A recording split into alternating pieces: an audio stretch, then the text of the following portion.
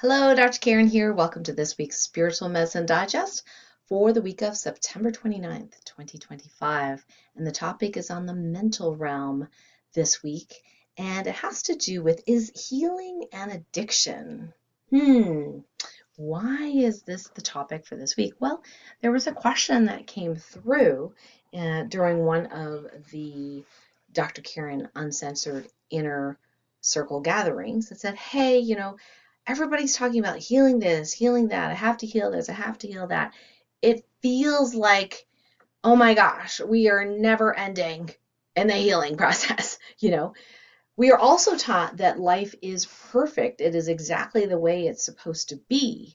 So how can we be continually healing and yet life is perfect and it is what it is and it is supposed to be in the now? Like, it seems to be counter to each other. So let's unpack this a little bit.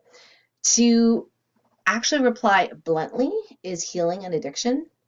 It can be. It can be. And how do you know if healing is an addiction?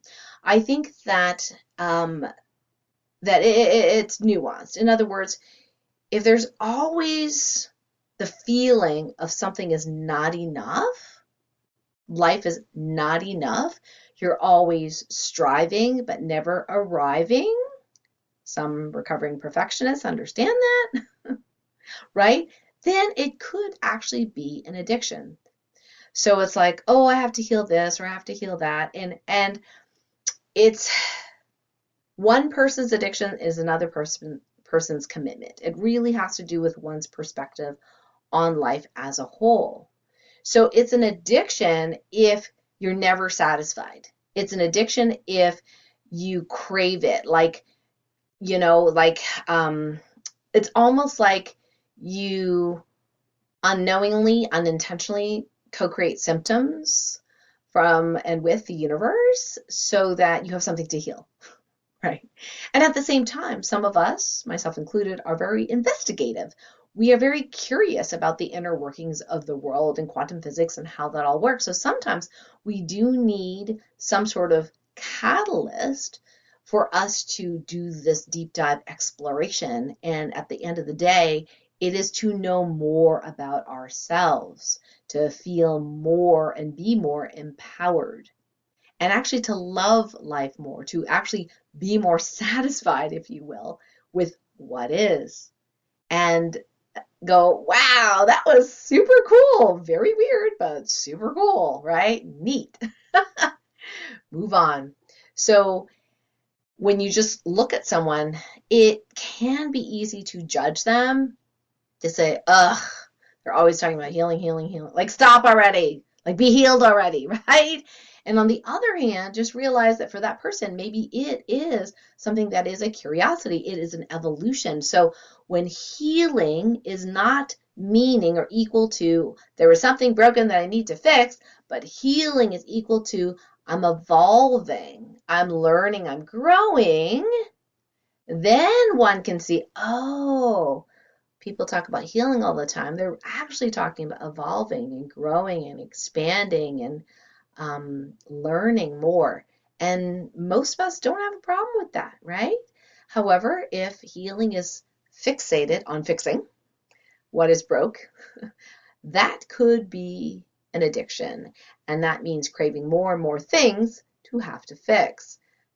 It's a fine line. I hope this has been helpful in terms of putting that perspective in place. And speaking of addictions, not that long ago, I did a Spiritual Medicine Digest talking about shadow work, right? Shadow work. This is a great book on shadow working. And addictions is one of those things. It usually is a core wound, if you will, whether it be from this lifetime, ancestral, or another lifetime, that has not been fully resolved or looked at or faced. Sometimes the addiction is there to make us temporarily feel better so that we don't have to face this pain. And you heard from me the other week about the soul experience template, which is on the spiritual of the holographic codes. And the soul experience template says, well, sometimes you have to feel a contrast in order for you to choose an experience. And so all of that is in play. Sometimes we have the so-called wounding. It wasn't that it wasn't supposed to happen necessarily. However, it happened. So it happened, and how fully have we felt, honored, accepted, and loved ourselves in that pain to resolve it? It doesn't mean to get rid of the pain per se, but as we look at it and face our shadows, oftentimes it's no longer relegated into this little dark corner that then comes out like when we don't want it to, right? Because it's just like a bad child we put in the corner, we never take it out. It's like, get me out of here, right? And it kind of bursts forth. When we honor it, we accept it, we see it, then we can not only be more compassionate with ourselves, we can be more compassionate with others. And perhaps healing would no longer be a craving and an addiction when we fully accept and love our shadow. So let's go ahead and do a little TOLPAKAN healing activation to see if we can kind of edge ourselves into that direction. You may wish to listen to this first, then decide whether you want to receive it. If it's not for your highest and greatest good, no matter how much you want it, it's not going to download and activate for you. It's only if it's for your highest and greatest good. So if you'd like to receive, let's get into the still point together. Move the body a little bit, get some heat going in the hands. That's one way to do it. And relax, close your eyes if it's safe for you to do so. Focus on the body, feel whatever's moving there. And follow the flow wherever it goes.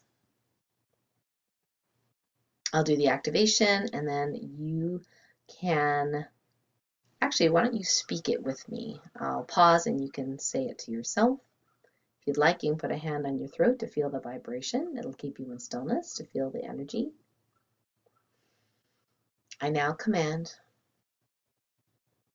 that any wounding that is unresolved in my lifetime or others, or for my ancestors, be faced, be loved, be accepted,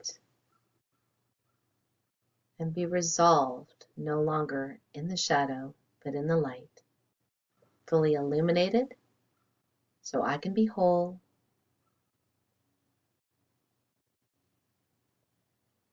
and anything preventing this be healed now.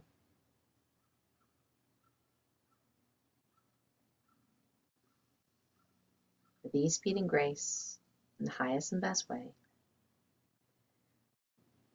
And now command that any not enoughness that bubbles up for me be healed and resolved,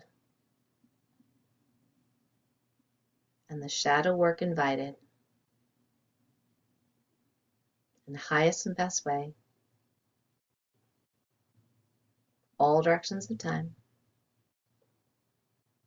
speed, ease, and grace, and all timelines where I exist. Thank you. Okay, you can relax, open your eyes are closed. Ooh, feel in your body. How does that feel now? Do you feel a shift?